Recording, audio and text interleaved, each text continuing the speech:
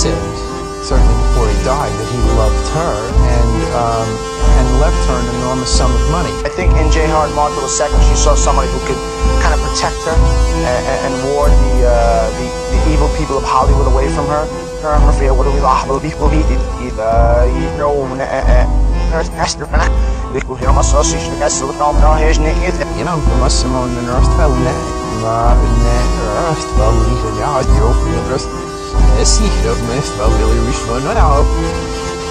Well, I don't know if she really loved him, but he said, certainly before he died, that he loved her and left her an enormous sum of money. I think in J. Hart Marshall II, she saw somebody who could kind of protect her and ward the evil people of Hollywood away from her.